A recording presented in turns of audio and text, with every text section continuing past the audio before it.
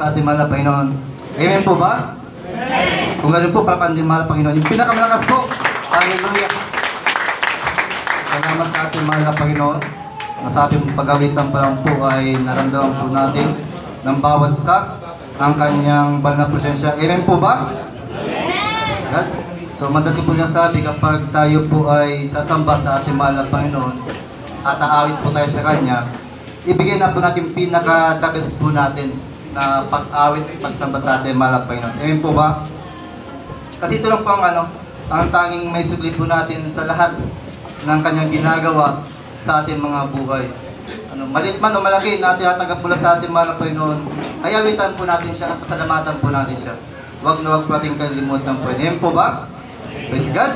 At salamat po sa ating mahal na Panginoon. Personally po ako ay papasalamat na ako po ay muli makapagpahayag po ng kanyang mga salita. Isang malaking pribilehiyo po ang makapagturo po sa bawat isa po sa atin, sa biyaya niya po.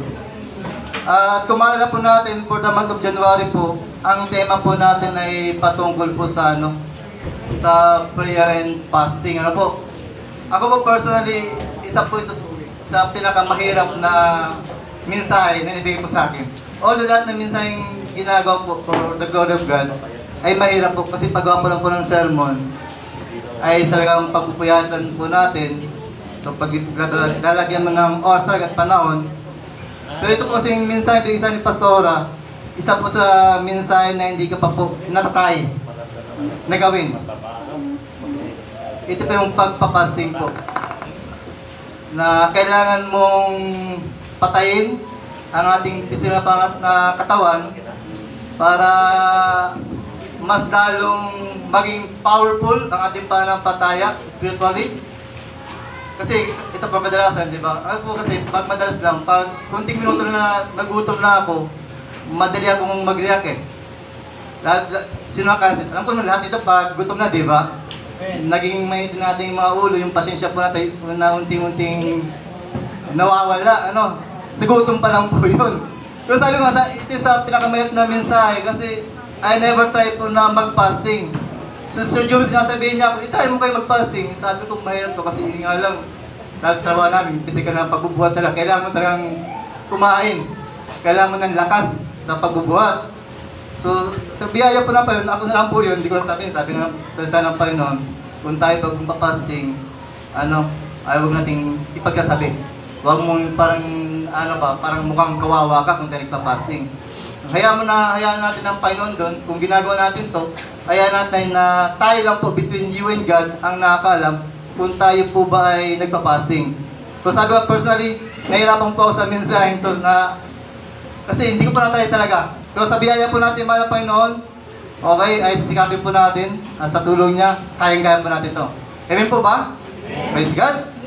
So, ang mensahe po natin nakaraan kay Pastor Joshua is all about for our nation po, na kung paano ba tayo mananalangin at mag-ayuno para sa matagumpay na pamumuhay. Yung kay Pastor Joshua po, si Daniel, nanalangin para po sa kanyang bansa. Sa panahon din po natin ngayon, bakit naibigay po sa atin ang temang to for the whole month of January? Kasi kung mapapansin po natin, ang mundo po natin ay pasama po ng pasama na. Kung hindi po tayo maging aware sa mga nangyayari sa atin, as a Christian, kailangan po, especially sa ating gobyerno po, kung tayo po ay, sabi ko, Pastor Joshua, dyan po siya nga natin, ang reporter po natin. Kasi ako, personally, wala kaming TV sa loob ng bahay, so hindi ako nakapakinig ng balita. Na hindi pa natin alam na grabe na pala ang gulo ng Pilipinas na po natin. So grabe na po ang sakit, especially po yung corruption po natin sa Pilipinas po. So hindi pa natin alam yun. Ewan ko sa iba pong madalas na ng TV, siguro alam po natin to.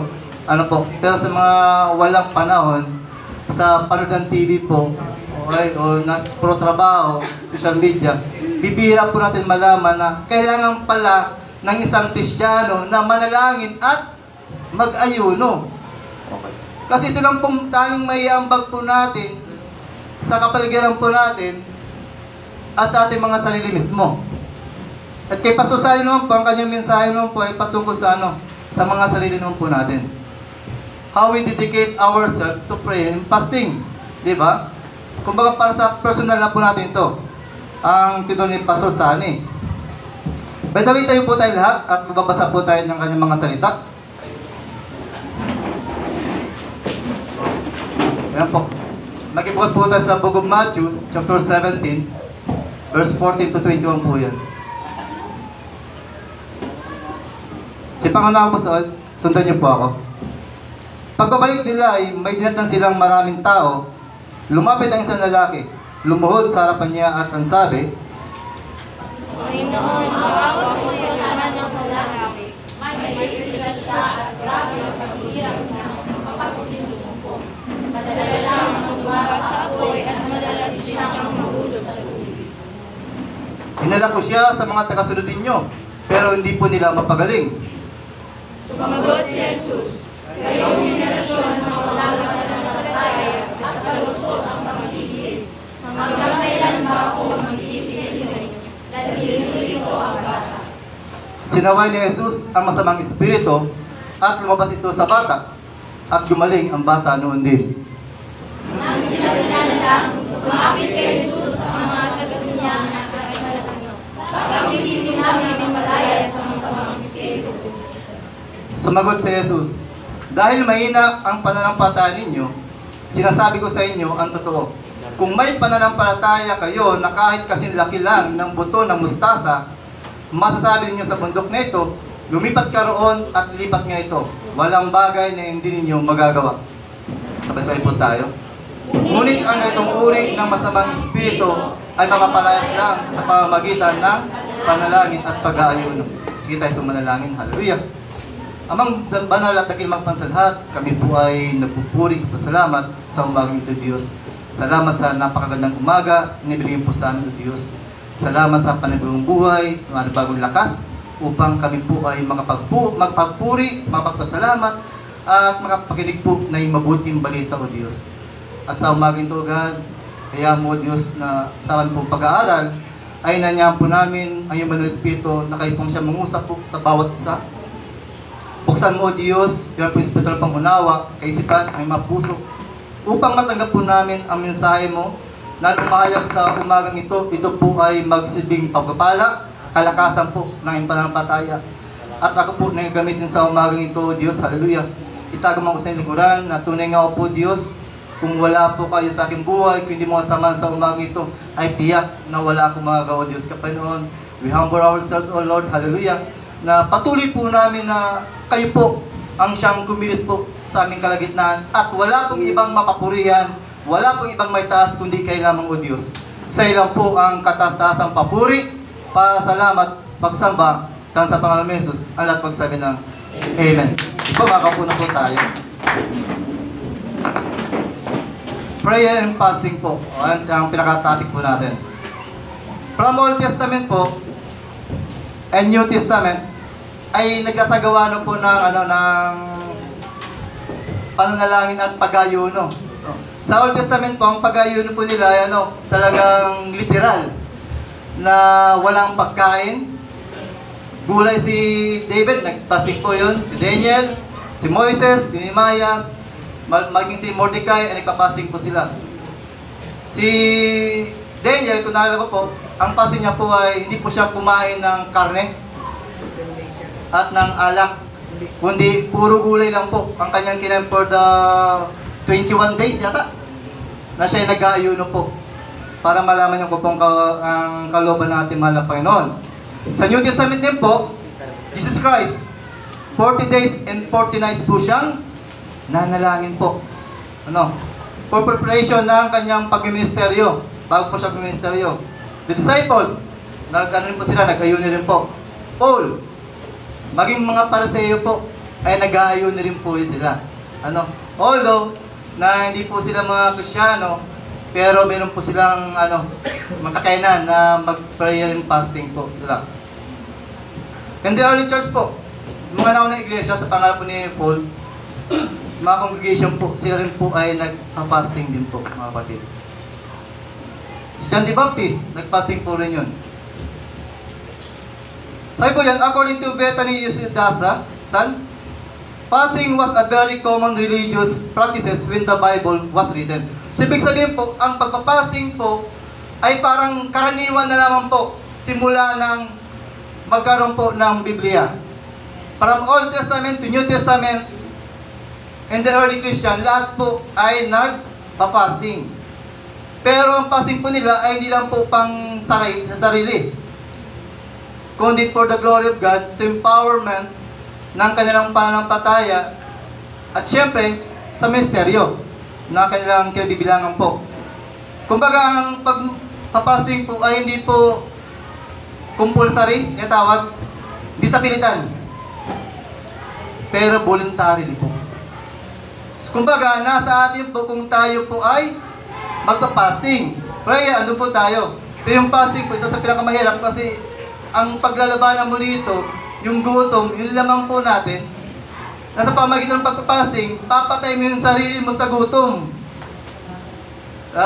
Yung nga lang sabi ko kanina, minuto lang tayo madilan sa pagkain, nagre-react na kagad tayo, parang aburrido na kagad tayo.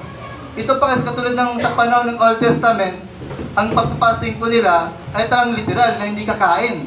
Ang gagawin lang nila, tubig lang at pananalangin.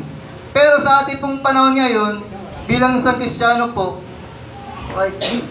sa ating pong voluntarily. Meron po tayong tinatawag na abstain.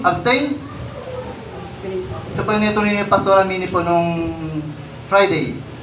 Na kung bakit kailangan po natin mag-fasting. Ang abstaining po, ibig sabihin, iiwas lang po tayo dun sa mga bagay-bagay na mga makamundo na pagnanasa. Yung mga pleasure po ng mundo ito. Yung pong tinatawag na abstaining po. O kumbaga, papalitan daw natin mga, ano ba, kung tayo madalas na ubos ang ating oras sa panonood ng TV, ng mga social media, Facebook, o kung ano pa mga bagay na pangkabalan sa mundong ito, so palitan po natin ng pananalangin na merong pag-aayuno. Pero hindi po ganun kadali. Kaya sabi ni Pastor Joshua Pastor Sani, nakaraan, na kailangan mong pumunta ng doktor para kung kaya ba ng katawan natin to. Kaya nga abstaining, kumbaga partial lang muna ang gagawin natin.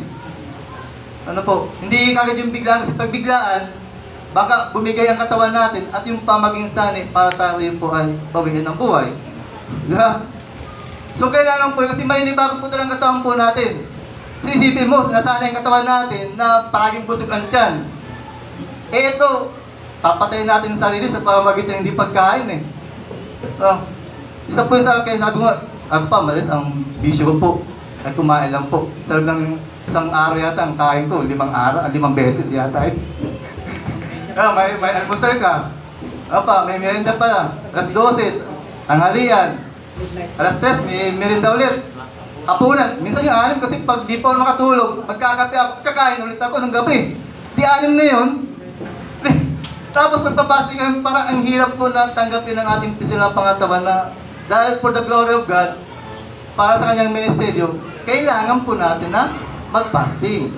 Para, sabi ko, yung nangyayari po sa ating kapaligiran, sa pamagitan po ng ating panalangin at pag-aayon, isang malaking tulong na po ito para sa pagbabago po ng ating bansa. Amen po ba?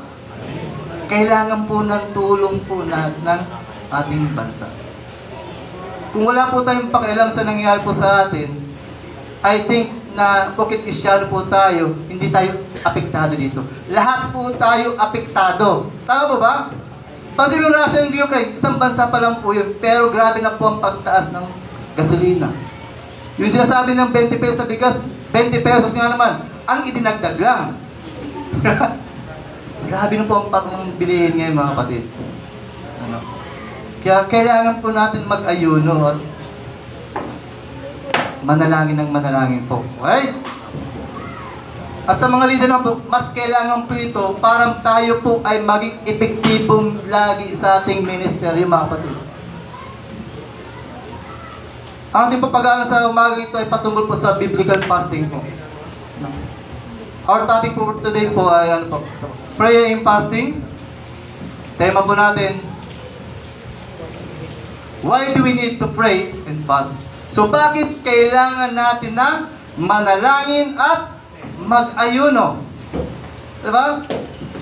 Noong nakarang mga 2 weeks na preaching, meron na ba sa inyo pumasok na kaisipan na magkaroon ba tayo ng desire na makabahagi sa gantong, tawag ko dito, yung biglang naipasok ni Pastor Amin na this coming 2024, dapat ang mga Kristyano, especially the word sa divine, ay magkaroon ng kabahagi sa pamagitan po ng panalangin at pag-aayuno. Or minsan baka sa ating panalangin, wala nang pag-aayuno, puro pansarili po ang ating iniisip. At nagkakaroon lang po tayo ng time kapag Friday lang, pag prayer meeting lang po. Paano kung hindi umatin ng prayer meeting? So paano natin may pag-pray ibang pangailangan po ng ating bansa? Paano natin may panalangin ng ating mga miyembro? So tingnan niyo po ang ating kapaligiran, sa mga katabi niyo po, tingnan niyo po kung sino po sa mga kapatiran po natin ang nawawala.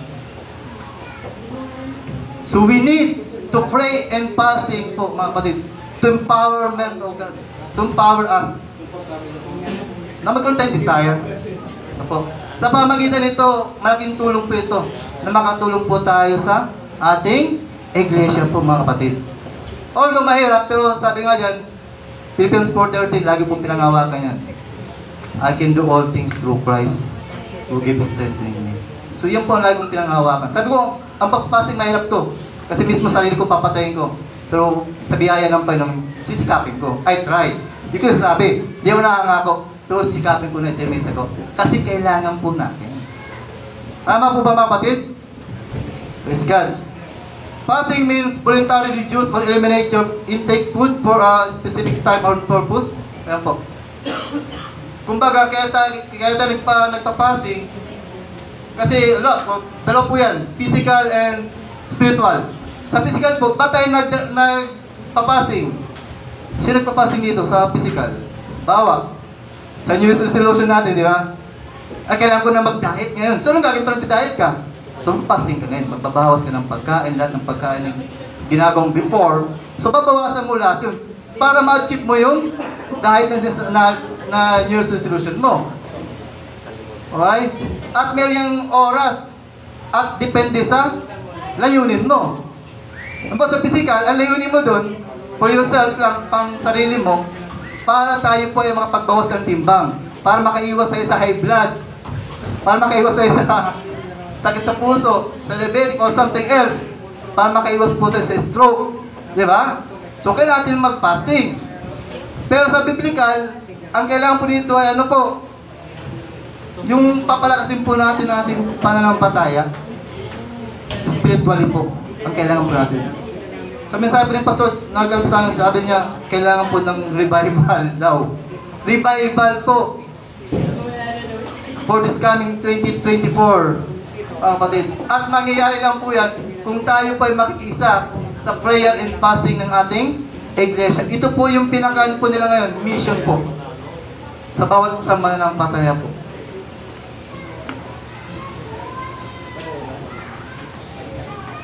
But for biblical prayer and fasting, some Christians use the word fast when abstaining, ito po sinasabi ko kanina, from pleasure besides food, like TV, internet, for married couple, like for example, sorry for the word, sex, sa mga mag-asawa po. You might know people who have gone on a social media fast for spiritual reason. So, kailangan bawasan yan, kailangan umiwas yan para sa spiritual na kadahilanan. Kung gusto po natin na maging powerful pa, maging epektibo pa sa ministeryo ng ating balikat, sa bawat isa po sa atin, so kinakailangan po nating, o sabi natin yan, kasi sabi nga, voluntarily. So we try, sikapin po natin na may sagawa po yan for the glory of God. Not for ourselves. Huwag natin gaya yung mga Pariseo na kapag sila nag-aayuno, ipinapakita nila sa ibang tao na sila mukhang kawawa, hindi nag-aayos. Huwag pong ganon. Kung pag tayo nag-aayuno, sabi nga yan, dapat wala nakakalam between you and God lang po kung tayo po nag-aayuno. Dapat nag-aayuno po tayo, andun pa rin yung postura natin. Kung yung palangiti, dapat palangiti ka pa rin. Kung maganda at maganda pa rin, huwag natin ipapakita na tayo po nag-ayuno. Kasi pag ginawa po natin yun, natanggap na po natin ang kapurihan. So pagdating doon, wala na tayong matanggap na papuri sa ating mahal na Panginoon. So according to John Piper po yan, yung ano po yan, salitang po yan, sabi po niya, abstaining, iwas-iwasan po natin mga kapatid. Kung tayo po nabababa dito, sa mga bagay na binanggit po dyan, especially po sa mga leaders po natin iglesia, kailangan po natin yan. Okay? Sa manangina, kailangan din po natin yan. So, balikan po, why do we need to pray and fasting? To pray and fasting po. Why do we need to pray and fast? Number 1 po, so that God would answer our prayers. So sa pamagitan po ng ating panalangin ng pag-ayuno, ang panalangin po natin sa Diyos ay magkakaroon po ng katugunan. Okay? Kung meron po tayong mga pinapanalangin before na hindi mo pa natanggap sa ngayon, so kailangan mo nang manalangin at mag-ayuno. So laging tatandaan, ang panalangin po natin, ang paghingi sa ating mahal na Panginoon, either na oo, hindi, o hintay lang. Ano po? Kung lagi natandaan, sa lahat ng ating panalangin, dapat kalooban po ng ating mahal na Panginoon ang siyang hinihingi natin. Hindi yung kalooban po natin. Kaya kung minsan, meron tayong mga panalangin na hindi natin natanggap. Anong rason? Baka mali ang ating motibo. Baka hindi kasama ang Panginoon sa ating panalangin. Okay? So ayan po. Why do we need to pray and fast? So that God would answer our prayer. So sa pamagitan po nun, ang panalangin na may pag-ayuno, sasagutin ng Diyos ang ating mga panalangin. Bakit po? Ito po ang sabi po ng Biblia. Pagbalik nila sa maraming tao, lumapit kay Jesus ang isang lalaki at lumulto sa harap niya at nagsabi, Panginoon, maawa po kayo sa anak kong lalaki. May pinipsa siya. Ate, verse 18 lang. Tutok mo. Masyadong mahaba yan.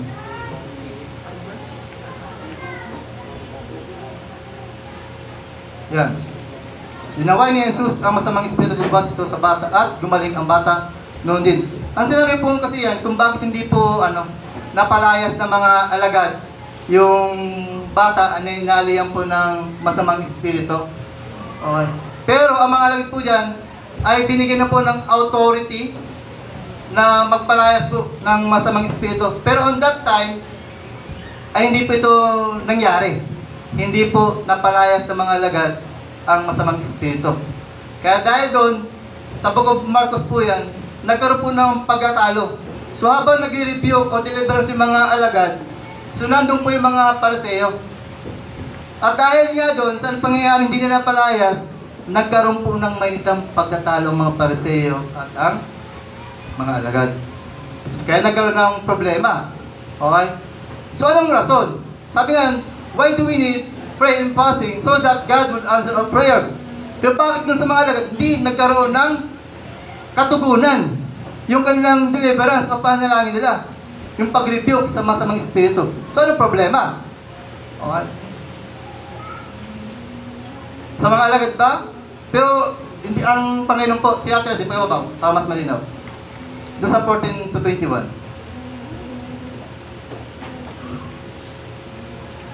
14 to 18 yata. Pagbalik na sa maraming tao, lumapit kay Jesus ang lalaki at lumad sa harap niya. At nagsabi, sinaway ni Jesus ang masamang espiritu at lumabas ito sa bata at gumaling ang bata noon din. 14 si Ate Aracel. 15 mo, tuloy mo lang.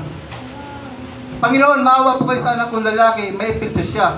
At grabe ang paghihirap niya kapag sinusumpong. Madalas siyang matumba sa apoy at madalas din siyang mahulog sa tubig.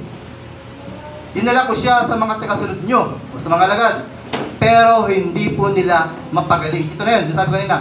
Sumagot si Jesus, kayong henerasyon na mga walang pananampalataya at baluktot ang pag-iisip, hanggang kailan ba ako magtipi sa inyo? Dalhin niyo rito ang bata. Sinaway ni Jesus ang masamang espiritu at lumabas ito sa bata at gumaling ang bata. Noon din, meron pa ba? So ayan po. Diba? So anong rason kung bakit hindi nagkaroon ng katugunan ang pag-review po ng mga alagad? Okay? Kasi, panitan natin, at recipe ko sa 17, ang ganda ng 17 eh. Parang nagalit ang Panginoon dito. Kayong henerasyon ng mga walang pananampalataya at baluktot ang pag-iisip. Sulat ba tayo? Ito mananampalataya na. Lahat ba ito nakatanggap ng sa ating mahal na Panginoon Jesus? Isa po sa pinaka-key-verse po natin para matanggap po natin ang katugunan po ng lahat ng ating pananampalataya. Okay. Ayan pa, baluktot ang pag-iisip. Hanggang kailan ba ako magtitiis sa inyo? Diba? Salitang yung, ano po yung pag meron ganyan, diba? Parang pagalit na po ang Panginoon sa that time. Kasi grabe ang kulit, diba? Despite na sa kabila na naranasan nila kung gaano kumilos at gumawa ng mga himala ang Panginoon, so sabi mo, ang panilitan po ngayon hindi po nakatutok sa mga alagad. Kundi din po sa mga pariseyo po na nasa paligid nila. Okay? Na kahit alam nila ang salita ng Panginoon, kahit na sila ay nag-ayuno, pero dahil nga sa walang pananampalataya ng pag-isip, parang ano ito ay parang general po ang pagkakasabit dito ng ating mahal na Panginoon. So sa panahon natin, tanggapin po natin ito ngayon. So bakit hindi nagkakaroon ng katugunan ng ating mga panalangin? Baka wala tayong pananampalataya. Baka kulang ang ating pananampalataya. Baka mali ang motibo ng ating hinihingi sa Panginoon. Baka ang hinihingi natin sa Panginoon through prayer ay pansarili lang po.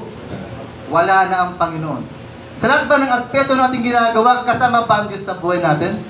Sa lahat ba ang desisyon natin gagawin, kasama ba ang Diyos sa atin? Sa lahat ba ng plano na hinihingi natin sa pamamagitan ng panalangin, kasama ba ang Diyos?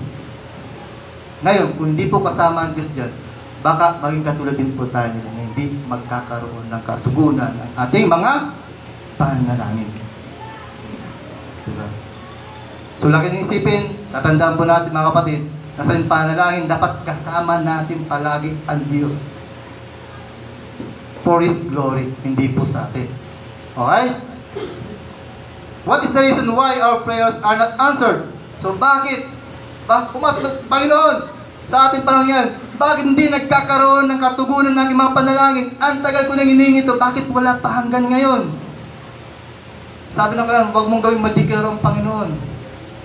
Gusto mong panalangin mo, andyan na kagad. Hindi po ganun eh.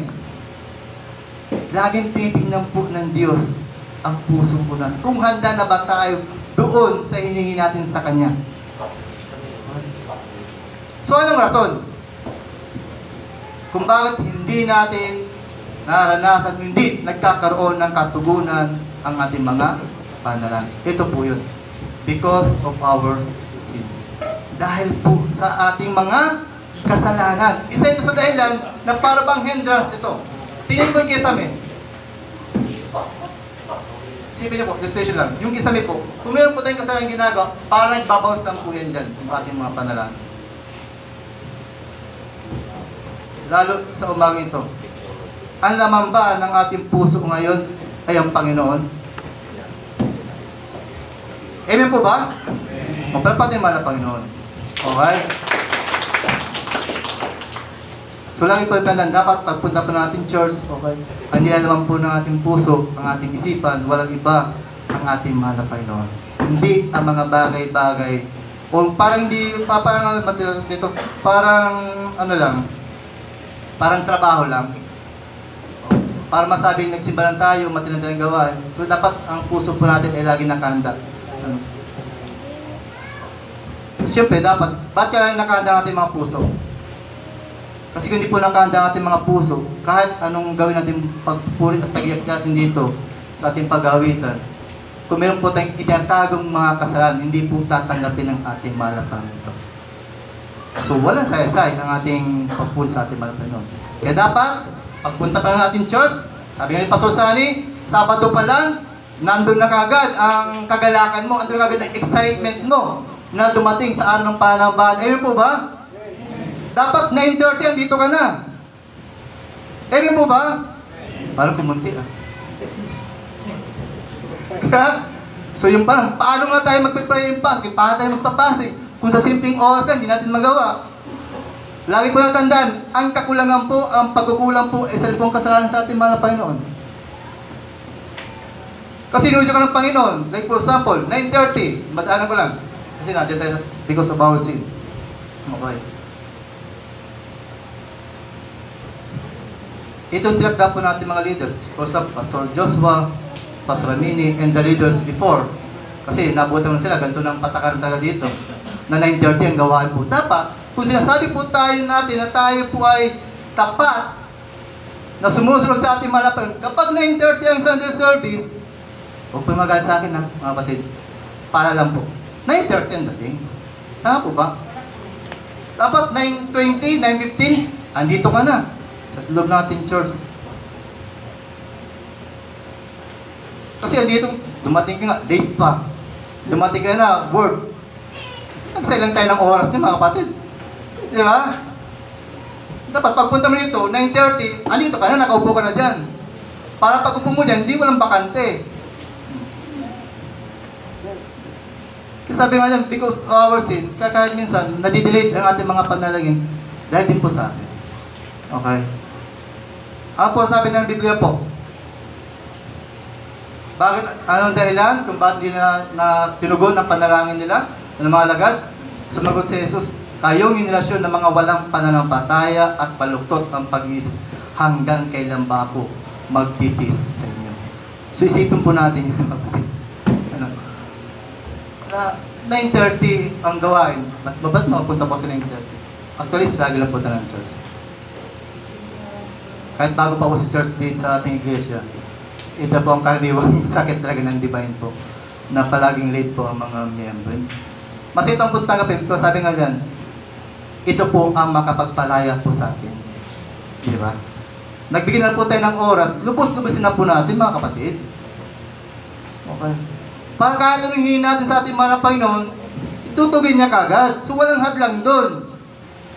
So doon po sa mga alagad, sa mga taong nandun, isa po ang dahilan kung ba't hindi nila nagkaroon ng katugunan ng gamang panalangin dahil sa kasalanan po. Sabi pa ng Isaias po, 59:2. Ang masama ninyong gawa ang dahilan ng pagkawala ninyo sa Diyos. Nagkasala kayo, kaya hindi ninyo siya makita at hindi niya kayo marinig. Isa po yan sa dahilan, mga kapatid. Kung bakit lagi nagtatanda, Panginoon, lagi mo sa gawain mo. Tanong, tama ba ang purpose ng ulayunin mo? Kung ba't nasa iglesia tayo? Sa pagsasamba natin ngayon, wala ba tayong dala-dala dyan na sama ng loob o galit, hinanakit sa ating mga puso? Kasi kung meron po, di marinig natin mga Panginoon, yung ating panambahan. Dapat umaga pa lang, alam na sa sarili mo na malinis ka sa harapan ng Panginoon. Okay? Eh, isa po sa dahilan kung ba't di po nagkakaroon ng katugunan ng ating mga panalangin dahil po sa ating mga kasalanan po. Letter B. What's the reason why our prayers are not answered? Because of our lack of faith. Kulang po tayo minsan sa ating pananampalataya. Lord, ang tagal naman tugon mo ang aking panalangin, ba't hanggang ngayon wala pa? Eh yung mga tao, dahil sa desperado na, di na palayas ng mga alagad, rumekta na sa ating mahal pa rin Jesus. So hindi na kagad nakapaghintay.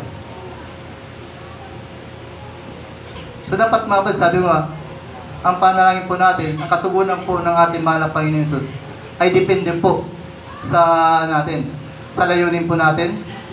Ano? Kung maganda ang layunin mo at kasama ang Panginoon, i-grant ng Diyos ang ating mga panalangin. Pero kung hindi magkakaroon po ng katugunan. At kung meron kadalawang isip pa po tayo, o parang sabi dito, na parang agam-agam ba sa ating pananampalataya, hindi po natin matanggap anong bagay ang ating hiningi sa Diyos. Isa sa dahilan kung bakit hindi natin natatanggap ang ating mga panalangin katugunan dahil po sa lack of faith. Kulang po tayo minsan sa ating pananampalataya. Kaya simple lang panalangin mo. Ako po, personally po, nung nagkaroon po ng deliverance dito sa church, tabi ko po kasi nung that time first time ko po maka-encounter. So, ako po, nanood lang po sa mga pelikula po ng gano'n. Pero personally, physically po, sabi ko, Lord, sa gabing ito, kasi alam ko, na kapag ang isang deliverance ay umalis na sa tao, ang tendency po nilipat. At meron po mga kapatiran po, di ka tinatakot ha. Meron po nakakita po sa itim, meron baston. Okay. Paikot-ikot po yun. So nag-aanap.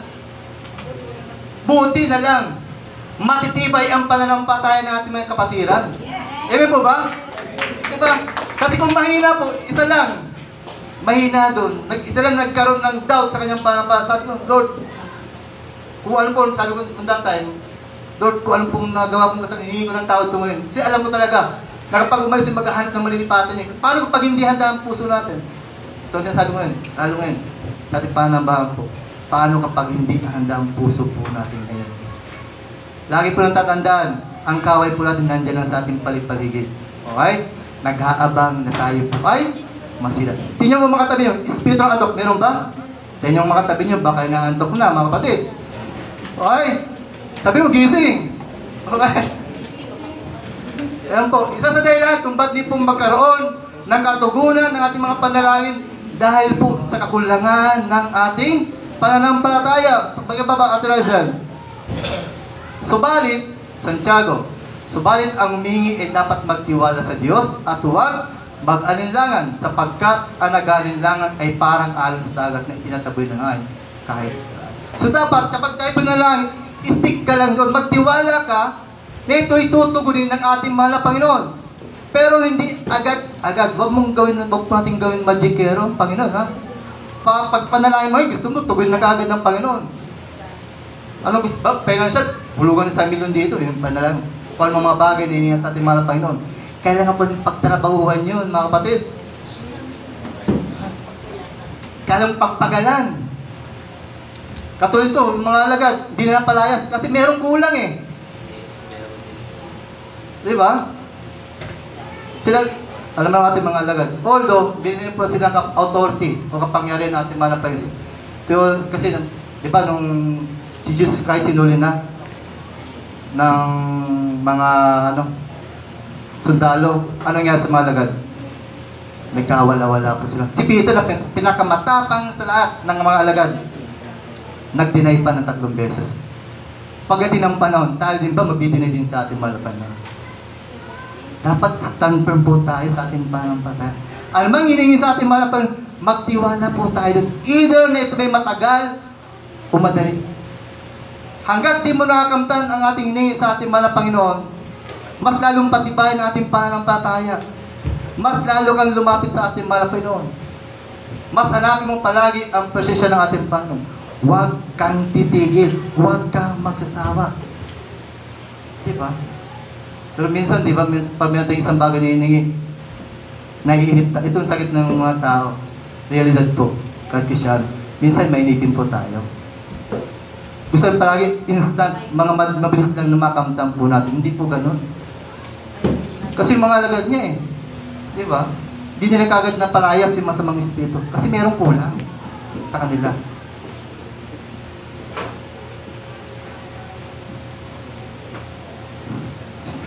Okay? Pangalawang push po natin. Andiyan pa po kayo? Pangalawang push po tayo mga kapatid, ha? Why do we need pray and fasting? We need to pray and fast so that God will heal us from our sickness and diseases. So, ibig sabihin, kung tayo po ay manalangin, makakamtan po natin ang kagalingan na nagmumula sa ating mahal na Panginoon. Amen po ba? Either physical and spiritual po. Dito po, dalawang klase po ang pinagaling ng ating Panginoon dito. Physical and spiritual po. Ang pinagaling dun sa bata. Okay? So, ano sinasabi po ng Biblia? Sinaway ni Jesus ang masamang espiritu at lumabas ito sa bata. At gumaling ang bata. Noon din, ito po yung di ba, binasa niyo kanina, ikatrisama, na yung bata po ay nangingisay. Yung sakit na epileptic. Ano? Ano po yung epileptic na sakit? Ako po, meron pong pamangkin sa Bicol. Si Jennifer, di ba? Epileptic po yun. Pwede ko sinasabing yung espiritu. Okay. Ang sakit po nung kasi, on that time, anytime po pwedeng umatake po yun, ang epileptic po. Hindi mo alam kung kailan ito atake na bigla ka lang manginig at mangingisay ka, okay, tutuloy yung laway mo at maninigas ang buong katawan mo. Yung pamangkin ko po sa Bicol, anak po ng panganay ko, nagkataon po na mayroon po siyang hawak na takuri. Okay, bagong gulo po yun. Biglang inatake po ng, ng epileptic po. Yung mic po na tubig, labos po sa kasi nangingisay po siya. So hindi po makontrol ang ano. Ito kanina po sa binasap natin kanina, yung bata po nagpapagulong-gulong sapoy, di ba? So ganun po ang epileptic po. Pero yung sakit na yun, igawa po ng masamang espiritu. Doon sa pamangkin ko, talagang physical. Nasakit talaga yun. Kung sabi ko nga dito, ang ginawa po ng ating Panginoong Hesus, para dahil sa pag-ayun daw at panalangin, pinagaling po yung bata. Physical and spiritual. Napalayas po yan ng masamang espiritu. At agad-agad na lumabas yung masamang espiritu. At yung bata ay gumaling noon din. So, ibig sabihin, sa bilang isang Kristiyan po sa atin, sabi ko nga, ito po ay ariin po natin na personal and pang-ministeryo. Bakit po? Kasi wala pong papatuloy po ng gawain ng ating mahal na Panginoon. Amen po ba? Sino papatuloy ng gawain ng ating mahal na Panginoon? Like for example, healing. Sino pong papatuloy nun? Bakit kulang ang walang wakas ang acts? Mga gawa. Tingnan po sa ibang libro po. Lahat po yan mayroong pangwakas. Pero bukod tangi po, ang acts wala pong pangwakas. Sino yun? Sino magpabigay ng pangwakas na yan? Tayo na po yun. Tayo po ang kikilos. Okay? Kung sa loob po ng ating pamilya, sabi ko nga kanina, meron po tayong authority. Alam niyo po ba ito, mga kapatid? Sino nakakaalam na meron tayong authority? Alam niyo po? Meron po tayong kapangyarihan. We given the authority to cast out evil spirit. At magpagaling din po. Pero hindi sa ating sariling kakayanan, kundi sa kapangyarihan ng ating Panginoong Hesus. Ito po, salita lang po ng ating mga preso. On that time, on the spot, lumabas kagad ang masamang espiritu at gumaling ang bata noon din. So tayo, kung may mga kapatid, kung meron po tayo mga hiningi sa ngayon, sa panalangin po, sa mga pamilya po natin pong, sabi natin, physical. Okay. Ngayon pa lang, kung alam po sa loob ng pamilya po natin, kung meron po sa ating loob pamilya, yung sakit na pabalik-balik. Pagkas dito, meron dito, galing isa, ito, meron ulit, meron dito, meron, hindi matapos-tapos. So kailangan na po nating manalangin at mag-ayuno. Sinong gagawa nun? Tayo pa rin. Di ba? Paano kung wala silang pastor, nasa malayong lugar? Ikaw nasa malayo dun, ikaw lang mag-isang Kristiyano. At alam mo ang salita na panahon, ako pa rin merong kapangyarihan. Meron pang binigyan authority. So gagawin mo yun. Through our faith. Pero kung hindi natin alam yun, kung wala tayong minatin ng mga gawain, Bible study, prayer meeting, ay talaga hindi natin makapalayas yun. Paglalaro lang tayo ng kaaway. So wag tayo magtataka kung bakit ang ating mga karamdaman, kahirapan ay pakulit-ulit na lang yan sa ating pamilya o sa ating kamag-anakan. Baka po nagkukulang po tayo sa ating mga Panginoon. Baka kulang na po tayo sa ating panalangin and fasting. Kung tayo po ay maruptop kong manalangin, samahan po natin ang pag-aayuno. Pero sabi ko, ang pag-aayuno po hindi po biglaan. Unti-unti, iiwas lang po tayo sa mga bagay-bagay sa mundo ito. Okay? Pero kung kaya mo, why not? Ba't di mo subukan? Pero wait, magpa-check up ka muna. Baka bumigay katawan lupa mo. Maaga kang kunin ang pag-ating ko ng Panginoon. Di ba?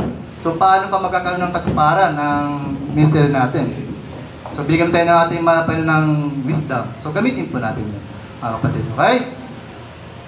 So, why do we need to pray and fast? Para mananasan po natin ang kagalingan na nagbumula sa ating mahal na Panginoon. Ito may physical and spiritual. At kapag naranasan, doon po tayo mas lalong ma-amaze. Lord, grabe kang gumawa ng himala sa aming mga buhay. Ay. How can we experience healing from God? So, paano natin maranasan ang kagalingan mula sa ating mahal na Panginoon? Anong gagawin natin? Letter A, draw near to God. Lumapit po tayo sa ating mahal na Panginoon sa pamagitan ng panalangin na merong pag-aayuno. O kaya siya po ng Biblia, verse 14 po. Pagbalik nila sa maraming tao, lumapit kay Jesus ang isang lalaki at lumod ito sa harap niya. Yung ama po. Diba? So, ibig sabihin, dahil meron siyang pangailangan kagalingan para sa kanyang anak, lumapit po siya dito. Hindi siya nag-atubili. Andun ang kanyang pagtitiwala na kayang pagalingin ng Diyos o ng Panginoon Jesus ang kanyang anak. At hindi na pa lumod po ito sa harap mo. So, hindi lang, kumbaga ito, paglapit na ng Lord, di ko po kaya. So, kaya na po ang bahala sa anak ko. Yung pagtitiwala po, napakahalaga po nun. Kung gusto natin maranasan ng kagalingan mula sa ating mahal na Panginoon Jesus, lumapit po tayo sa ating mahal na Panginoon. Okay? So, sabi ko nga, ang ano po natin ngayon ay, kung hindi naman po karamdaman, like for example, sa loob po natin pamilya, kung meron tayong pinagdadaanan ng mga sitwasyon, hindi po solusyon ang paglayo. Okay? Hindi solusyon ang pag-iwas. Kundi ang solusyon po dito, mas lalo po tayong lumapit sa Panginoon. Kung kinakaya iluhod po natin, katulad po ng ginawa po ng lalaki, hindi po siya nahiya sa harap ng maraming tao. Kung bakit inspirado ito lalangin to eh. Kasi mga lagad, di napagaling. Piudas ka ng parang pati, hindi po sila nahiya. So ganun po sa ating mahal na Panginoon.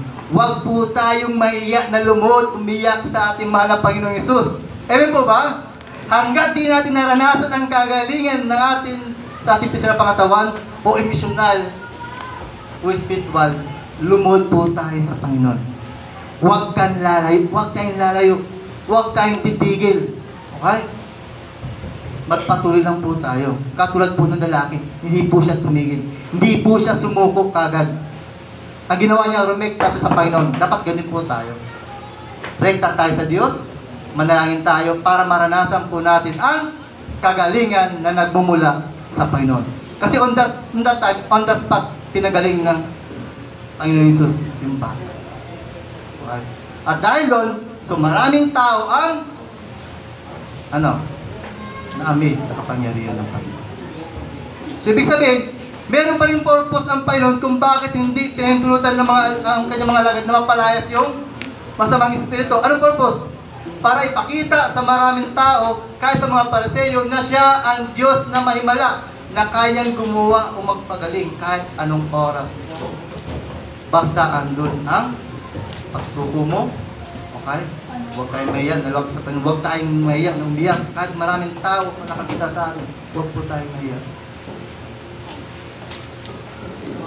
So, sa pamagitan nun, kapag naranasan po natin ang kagalingan na mula sa ating mahal na Panginoon, dapat bigyan po natin kapurihan ng Diyos. Huwag yung pag naranasan mo ng kabutihan ng Panginoon, napagaling ka na sa iyong karamdaman, nagpahinga ka ngayon. Ay, sigurado yan. Yung sakit na yun, pabalik-balik lang. Kasi hanggat hindi tayo natututo sa mga bagay na ituturo sa ating ng ating mahal na Panginoon Jesus, yung sakit po natin yan, like for example nito. O kung titigil tayo, pag meron tayong karamdaman, minsan, pag nakuunak, ito bang kadalasan, minsan po. Sa natin, sakit ng mga Kristiyan. Kapag natanggap naman po natin ang mga bagay na hinihila sa ating mahal na Panginoon Jesus, imbis na lumapit tayo sa Panginoon, ang ginagawa po natin minsan nagpapahinga po. Minsan lumalayo po. Minsan nawawala sa mga gawain. Pero nung kailangan ang tulong ng Panginoon, Lord!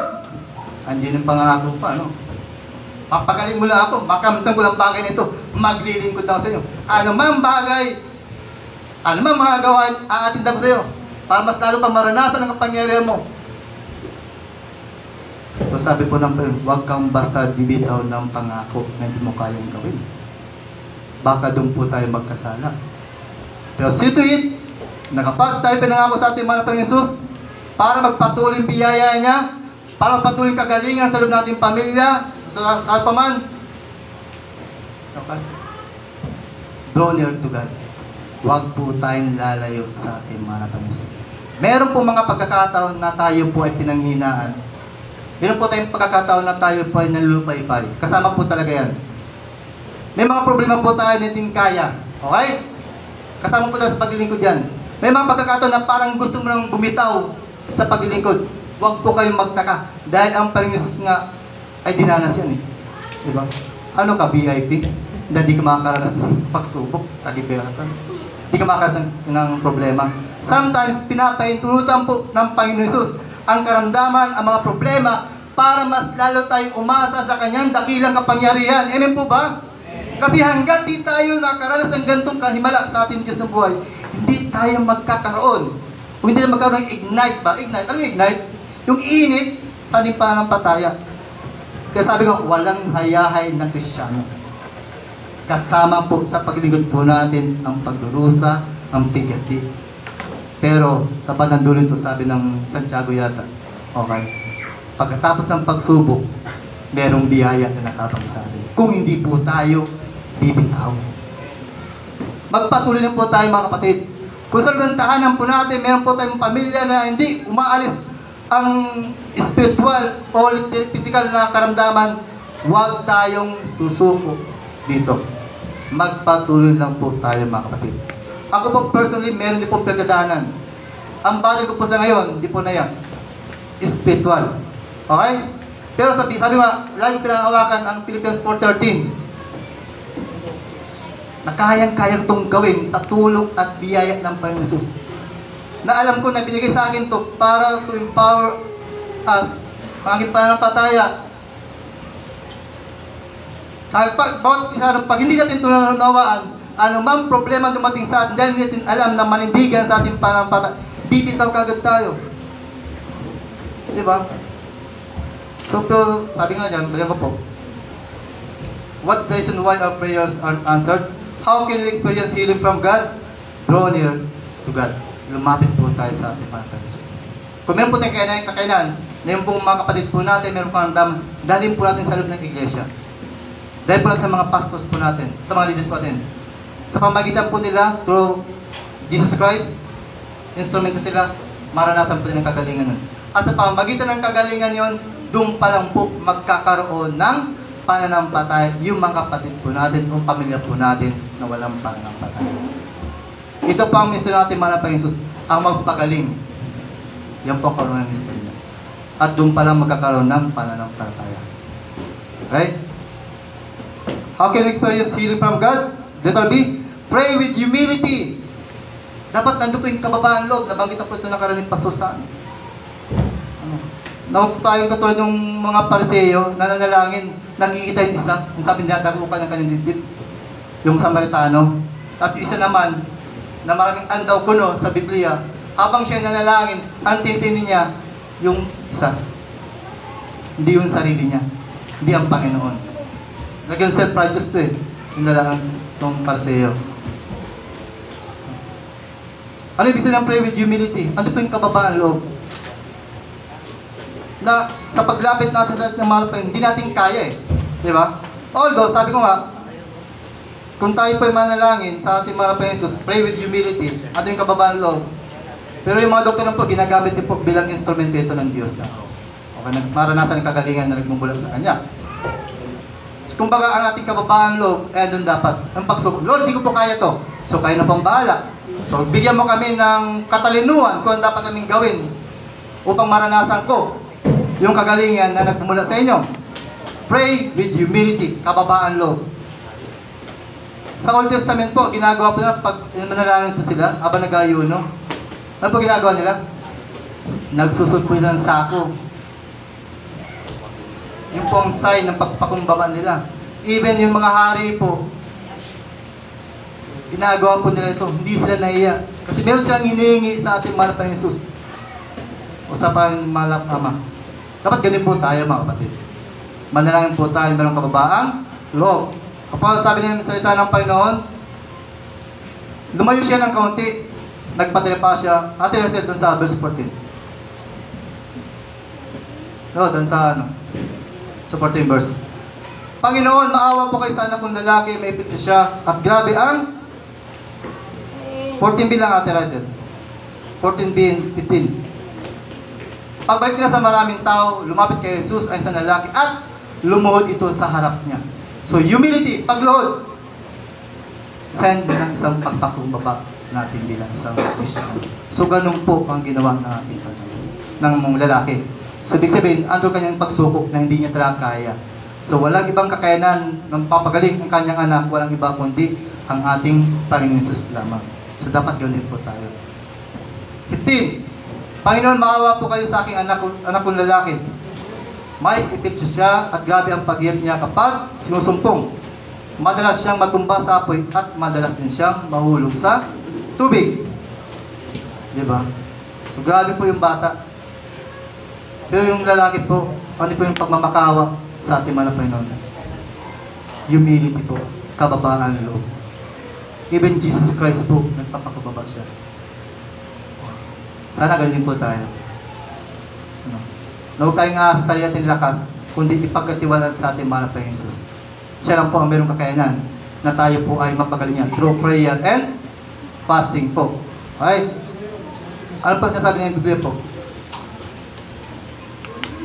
Matthew 26 verse 39. Lumayo siya ng kaunti, nagpatilipa siya at nanalangin. Ama ko, kung maaari po, ilayon niyo sa akin ang upang ito ng paghihirap, ngunit hindi po ang kalooban ko, kundi ang kalooban ninyo ang mangyari. Ito patungkol po sa ano yan?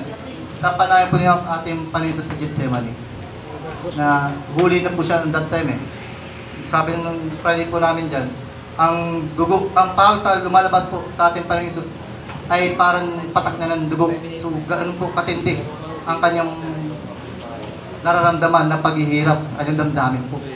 Pero sa kanyang panalangin, sabi niya, hindi po ang kalooban ko ang mangyari, kundi kalooban ninyo ang mangyari.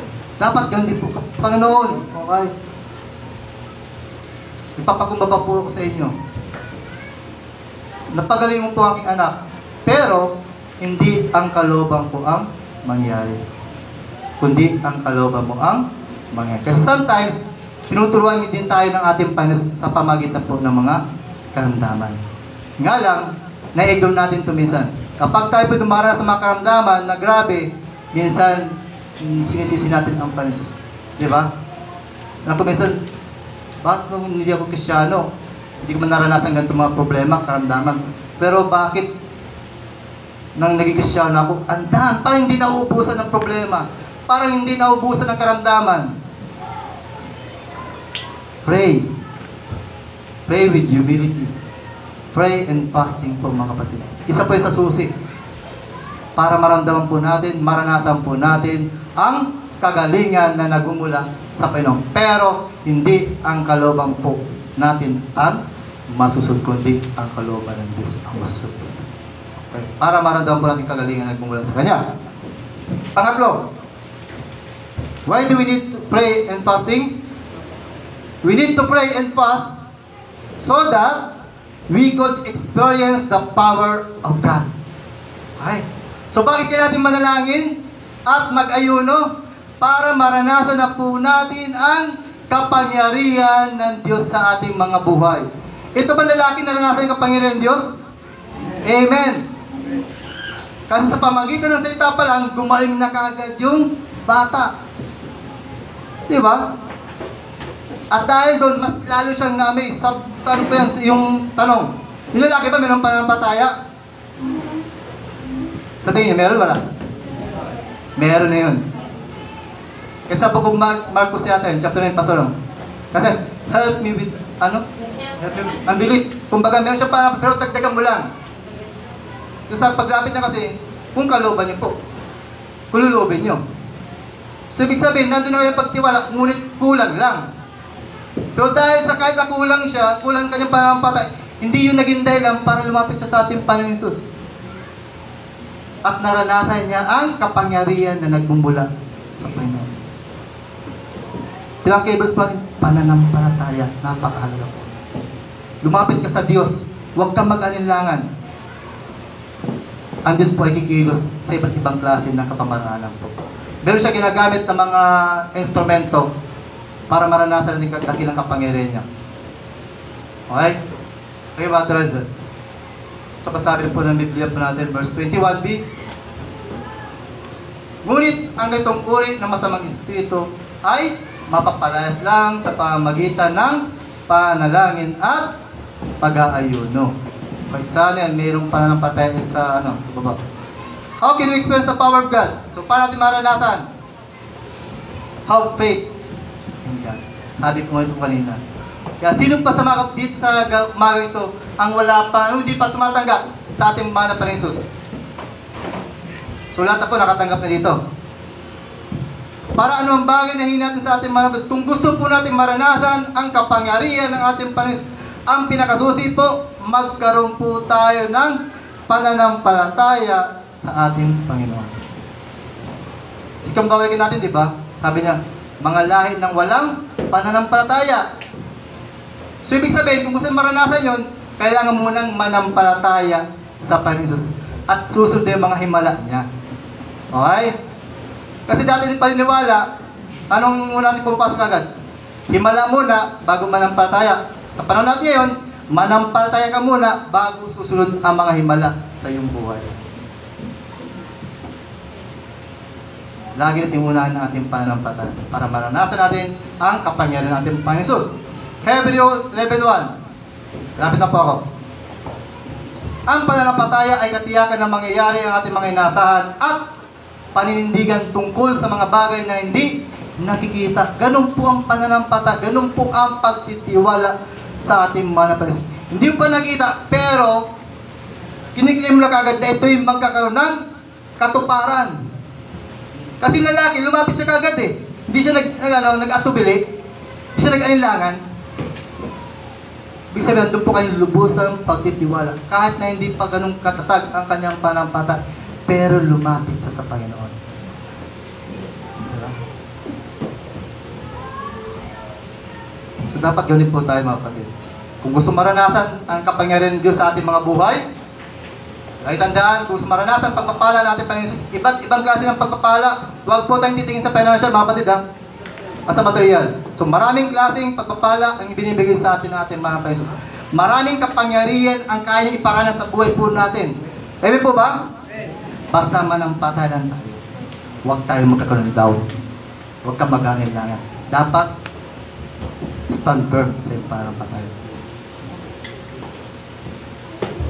Matthew chapter 21 verse 21-22. Sumagot si Jesus, tandaan ninyo, kung kayo maniniwala at hindi mag-aalinlangan, magagawa rin ninyo ang ginawa ko sa punong igis na ito. Hindi lamang yan. Kung sasabihin sa bundok na ito, umalis ka riyan at tumalong sa dagat, mangyayari ang inyong inaasahan. Ano mang hilingin sa panalangin ay tatanggapin ninyo kung naniniwala kayo. Okay, so napakalaga po yan mga kapatid. Dapat sa ating panalangin, kung sa maranas kapangyarihan ng ating mga Panginoon, ando na kagad yung yung claiming, Lord, tinanggap ko nito. Pero, balikan natin, wag ang kalooban natin ang masunod, kundi ang kalooban ng ating Panginoon. Okay? So, kahit anong panalangin, tatanggapin po yan through our faith, Jesus Christ. Kaya sabi ko nga, napakahalaga ng pananampalataya sa ating mahal na Panginoong Jesus.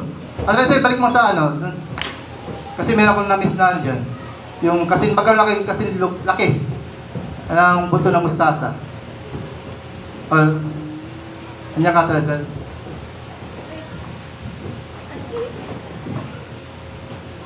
Ito po. 20. Sumagot si Jesus, dahil mahina ang pananampalataya ninyo, at least meron. Diba? Mahina nga lang. Sinasabi ko sa inyo ang totoo. Kung may pananampalataya kayo na kahit kasi laki lang ng buto ng mustasa, masasabi niyo sa bundok nito, lumipat ka roon at lilipat nito. Walang bagay na hindi ninyo magagawa. Pero itong buto ng mustasa po, kasi laki lang, hindi nyo nagkakamali. Kasi laki lang po ito ng, ng buhangin yata. Kasi ito, buto ng mustasa. Hindi po siya ganun kalaki yan. O, yung tao. Siguro na kayo anatilis. Ako na, kaya na po. Sobrang liit pa ng buto nun. Malit po, sabi yung buhangin na lang. Kasi buhangin ng tinong buhangin. So sabi ng Panginoon, magkaroon lang tayo ng ganung pananampalataya na kasi laki ng buto ng mustasa. Yung bundok kaya mong utusan na lumipat doon sa dagat o kung saan man. Pero hindi literal to. Nagagawin mo. Ay, sabi ni Brother Raymond, na maganda kasi laki ng buto ng mustasa, yung bundok ng ano, sa mga bundok. Nakaharang dito, ilipat kayo dun sa ano, sa puro bahain para di na bumaha. Dito ganun. Di literal na mangyayari yun. What I mean is, through our faith, kahit na maliit lang, yung totoo naman ng pananampalataya, kayang gumawa ng himala ng Diyos ng buhay. Sa buhay po natin. So, siyempre, kaya sabi palagi natin, in the name of Jesus. Sa pangalan ng Diyos, kaya nating gawin. Okay? Ito pangako nyo, walang bagay na hindi ninyong magagawa kung meron kayong pananampalataya at siyempre ayon sa kalooban pa rin ng Panginoong Hesus, hindi sa kalooban natin. Okay? So yan po ang tatlong puntos ko sa umaga ito na I hope and I pray na meron po tayong natutunan na mensahe aral sa Kanya. At ating conclusion po natin sa umaga ito, why do we need to pray and fast? We need to pray and fast so that God will answer our prayers. So that God will heal us from our sickness and disease. We need to pray and fast so that we could experience the power of God. So kaya kailangan po nating manalangin at mag-ayuno for the glory of God, for the sake of His kingdom. Okay? Mga kapatid, yun po ba? Challenge po ba mga kapatid? Napatayin po natin ating mga sarili sa mga mundong ito. Ito pa, lastly na po. Ang ulit. Lastly, always remember, ay po natandaan, that we have the authority to cast out evil spirit and heal sickness and diseases in the name of Jesus. Lahat po tayo mga kapatid. Lahat po tayo mananampatayin po ba? Meron ba yung pananampataya sa Panginoon Hesus? Amen. Ano pong bagay ang siya nagpapahirap po sa atin, kaya po nating wasakin. Anumang puta ng kaaway na gumugulo sa ating isipan, sa ating paglilingkod, sa ating mahal na Panginoon Hesus, kung meron po tayong doubt sa pangalan ng Hesus, kaya po natin itong wasakin. Panindigan niyo po ang pangako niya ng ating Panginoon Hesus. Panghawakan niyo po yan. Lagi niyo po tatanungin, anytime, nga pag meron po tayong pinagdadaan na sitwasyon, di ko po alam ang pinagdadaanan. Alam ko, ibang klase ng sitwasyon ang ating pinagdadaanan. Pero we have the authority. Lucas 10:19 po yan. Ayan po. Binigyan ko kayo ng kapangyarihan, tapakan ang mga ahas at mga akdan, at daigin ang lahat ng kapangyarihan ng kaaway, at walang makakapanakit sa inyo. Ako po, nagkaroon deliverance, yan po ang pinanghawakan ko. Lord, binigyan mo ng authority na kaya ko magpalaya sa pangalan mo at magpagaling. Pero, ayon pa rin sa kalooban ng Panginoon, hindi sa kalooban. Lagi po tayo nakadepende sa kalooban ng Diyos. No? Hindi sa tao, hindi sa ating Panginoon lang po tayo umasa. Dahil siya lang po ang mayroong kapangyarihan o authority. Through Jesus Christ, through our faith. Napakalaga po natin pananampalataya, mga kapatid. No? So, yan po ang mensahe ko sa umaga ito. Nanawa, magkaroon po tayo ng aral.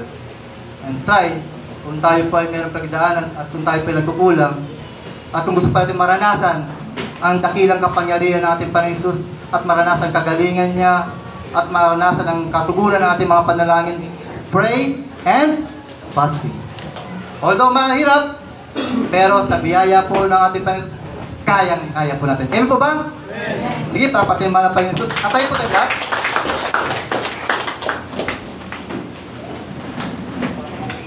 Hallelujah. Jesus. Amang banal at dakila mga pansa lahat, kami po ay nagpupuri at papasalamat sa umagang ito, O Diyos. Salamat sa pagsama mo, Panginoon God.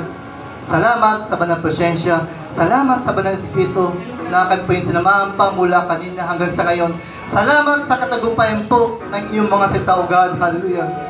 Salamat sa iyong mga salita na kung saan sa pamagitan ito, O Diyos, doon po kami napalakas at doon po namin naranasan ay yung dakilang kapangyarihan sa aming mga buhay, O God.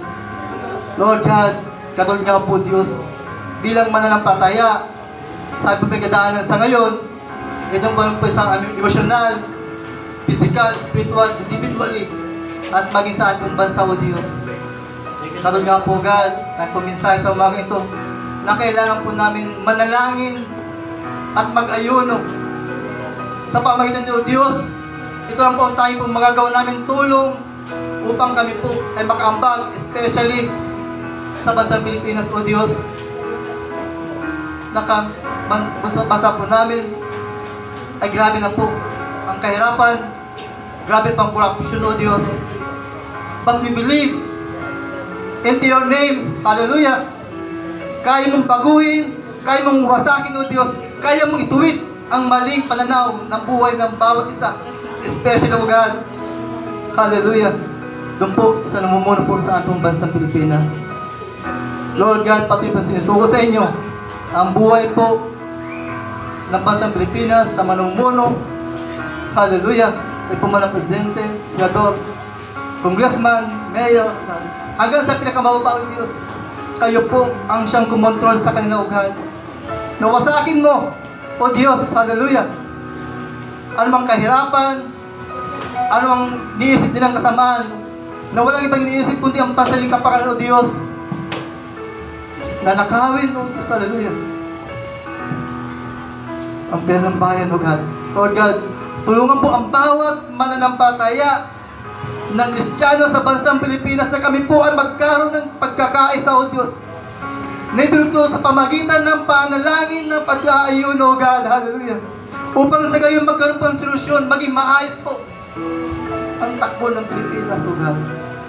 At maging sa buhay po namin, O Diyos, personally, O God, meron po kami mga pinagdadaanan sa ngayon, O God, kung kami po ay nagkukulang sa inyo, kung bakit hindi po nagkakaroon ng katugunan ang aming mga panalangin, kung bakit hindi po naranasan ang kagalingan na nagbumula sa inyo, Diyos, kung bakit hindi po naranasan ang kapangyarihan mo, God. Lord God, help us. Teach us how to be strong our faith in the name of Jesus. Tulungan mo kami, O Diyos, mapalakas po ang pananampalataya at pagtitiwala sa inyo.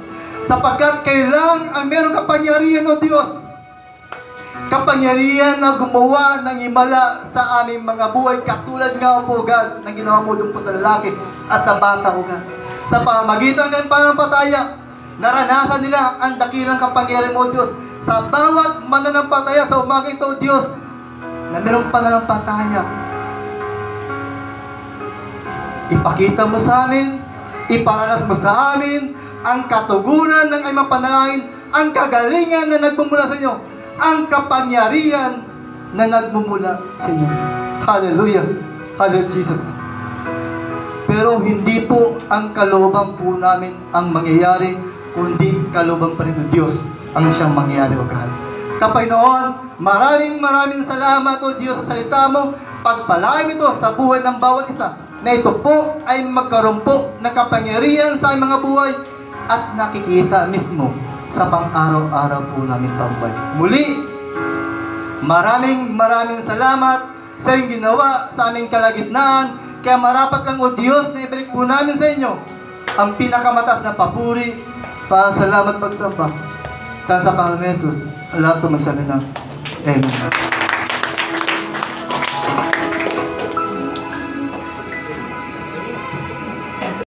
Pasalamatan po natin siya sa katagumpayan na pinagkaloob niya po sa bawat isa sa atin. Sige po, palakpakan natin ang ating Panginoon.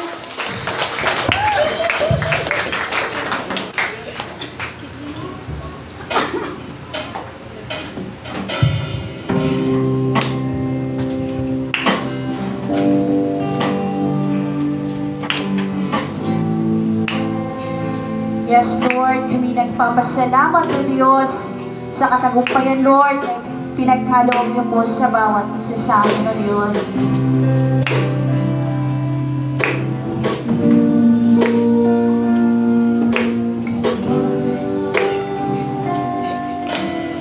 Salamat